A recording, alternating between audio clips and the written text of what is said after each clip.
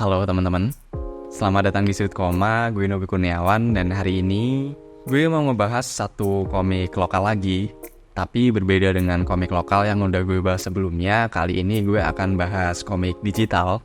Sebuah komik digital yang baru aja tamat dan gue tamatin juga di bulan Maret kemarin, yang merupakan komik garapan Cosmic Network dan ditayangkan di Line Webtoon. Yes, komik yang mau gue bahas adalah Hati Namo. Hati Namo ini sendiri merupakan karya terbaru dari Brian Arviandi, yang mana gue udah familiar dengan karya Brian ini dari komik kosmik lainnya yang juga tayang di platform Line Webtoon, yaitu Code Helix. Nah, bedanya dari komik Code Helix sebelumnya, di komik Hati Namo ini Brian full dari mulai cerita sampai artnya. Sedangkan di Code Helix dia cuma nanganin soal artnya doang. Dari awal gue kenal sama stylenya Brian ini, gue udah langsung suka. Dan waktu pertama kali judul Hati Namo ini di-announce, gue udah gak perlu riset lagi lah soal ceritanya, karena gue udah jatuh cinta sama art stylenya si Brian ini. Jadi, gak usah ditanya, gue akan langsung baca. Tapi jangan salah, setelah gue bacanya, ekspektasi gue yang udah tinggi ini gak dikecewakan sama sekali. Bahkan karya dari Brian dan Cosmic ini melebihi ekspektasi gue yang udah tinggi tadi. Yes, emang sebagus itu komiknya. Tapi sebelum kita bahas komiknya, mungkin kita harus mundur dulu. Kita mulai dari awal tentang apa sih komik Hati Namo ini, dan baru setelahnya gue akan ngobrolin apa aja yang gue suka dari komik satu ini. Oke, komik Hati Namo menceritakan tentang tokoh utamanya, yaitu Budi. Nah, Budi ini terlahir dengan hati yang kecil. Oleh karenanya, ayah dari si Budi ini melindunginya dari dunia luar dan penderitaan. Setiap hari Budi hanya belajar, baca komik di kamarnya. Semua kebutuhannya sudah terpenuhi dan dia punya banyak asisten, banyak orang yang jaga dia, dan ya, kehidupannya seperti itu. Nah, sama halnya dengan komik superhero yang ia baca, Budi yang berhati kecil ini punya alter ego. Setiap kali sang ayah pergi keluar untuk bekerja, salah satu asistennya akan membiarkan si Budi tadi untuk keluar dari mansionnya, udah kayak Batman aja, untuk bersepeda ke kompleks pedesaan dan bermain bulu tangkis dengan geng kapak kecilnya, atau teman-temannya lah. Nah, saat pergi keluar rumah, dia memakai alter egonya, yaitu Namo. Dia kayak pakai topeng terus bawa raket. Gue suka banget sih sama desain karakternya. Dan ya, itulah keseharian si Budi tadi. Walaupun terlahir dengan hati yang kecil dan terkurung oleh perlindungan ayahnya, dia punya alter ego tadi sebagai Namo. Dia akan menyenangkan hati kecilnya dengan bermain bulu tangkis dengan teman-temannya. Nah, sampai suatu hari saat si Namo ini bermain bulu tangkis dengan temannya, salah satu temannya yaitu Rea, yang mana merupakan karakter yang disukai sama Budi tadi, si Namo tadi. Cinta monyet gitulah, tapi gue suka liatnya. Suatu hari setelah mereka bermain bulu tangkis, si Rea tiba-tiba bertanya gitu ke si Namo tadi. Dia nanyanya, "Namo, kamu suka sama siapa?" Itu lucu banget sih, karakter yang masih bocah ngomongin kayak gitu. Itu charming banget sih. Nah, tapi sebelum si Namo bisa menjawab, dia harus kembali lagi ke rumahnya karena sang ayah memang sudah akan pulang. Nah, keesokan harinya saat Namo pergi lagi ke teman-temannya untuk bermain bulu tangkis, dia mendapati bahwa karakter Rea tadi sudah pindah rumah. Dan ya, hati Budi yang kecil tadi merasakan penderitaan untuk pertama kalinya. Beberapa tahun berlalu, jadi ada time skip gitu. Diceritakanlah bahwa ayah dari Budi ini bangkrut gitu. Dan dia harus pindah kota dan hidup lebih sederhana. Salah satunya adalah bersekolah di sekolah umum. Nah, di sekolah baru ini setelah bertahun-tahun dia nggak menyentuh bulu tangkis lagi karena penderitaan akan kepergian Rea tadi. Di sekolah baru ini, Budi akan mendapati beberapa hal yang akan menantang hati kecilnya. Yang pertama, ternyata di sekolah baru ini ada pertandingan olahraga. Salah satu cabang olahraganya apa? Bulu tangkis.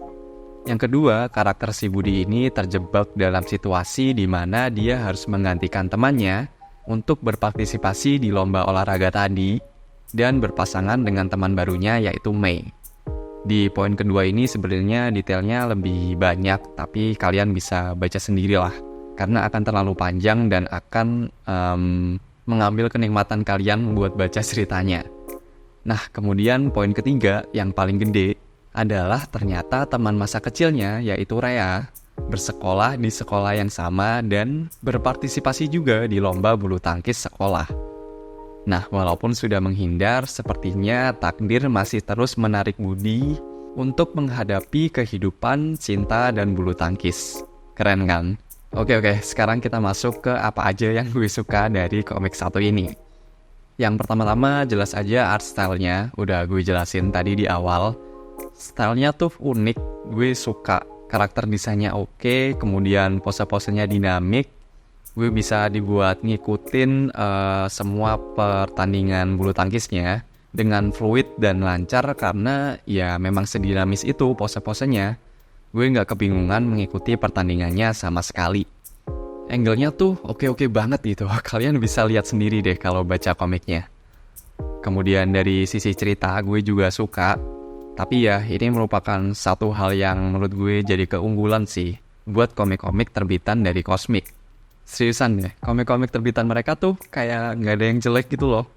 Dan walaupun ini merupakan komik yang bertemakan olahraga gitu ya, yang relatif ringan, gue suka beberapa part di mana narator di cerita ini menanyakan hal-hal yang menanyakan hal-hal yang nyentil dengan kehidupan gitulah. Kayak contohnya, ada part di mana si narator cerita bertanya kepada pembaca yang budiman, sudahkah kalian hidup? Sudahkah kalian menangis dan jatuh cinta? Terus gue kayak yang, ini komik olahraga loh. Kenapa gue jadi kepikiran, kenapa gue jadi krisis gitu bacanya. Banyak banget momen seperti itu di sepanjang komiknya dan gue suka banget. Kemudian apalagi ya, selain karakter, cerita, dialog narator tadi. Oh iya, gue juga suka komik-komik Cosmic ini relatif pendek gitu. Kenapa? Karena ya sebagai orang yang pernah ngikutin komik lokal gitu, sebagai pembaca, gue tahu bahwa komik-komik lokal tuh banyak banget yang nggak lanjut gitu. Dan pendeknya episode di sini, at least menjanjikan kita buat nggak khawatir soal komik ini lanjut atau enggak. Hal ini juga gue temukan di komik Brian sebelumnya, yaitu Code Helix. Ceritanya singkat, jumlah chapternya singkat, tapi ceritanya bagus dan ngena gitu. Itu poin yang plus banget sih di ranah komik lokal menurut gue. Kemudian hal yang lain yang gue suka adalah soundtrack. Yang jelas menjelang akhir komik, kalian sebagai pembaca akan mendengarkan satu, gue nyebutnya, mungkin kayak skor film gitulah. Ada skor buat komik Hati Namu ini yang pakai soundnya kalau kita lagi main bulu tangkis. Gue gak bisa jelasinnya, kalian coba aja baca satu episode gitu, dan kalian bakal denger skor tadi di bagian akhir komiknya. Itu satu touch yang oke banget sih menurut gue. So ya, mungkin itu aja. Banyak banget poin plus dari komik satu ini. Tapi mungkin poin-poin yang udah gue sampaikan sebelumnya adalah yang paling stand out buat gue pribadi.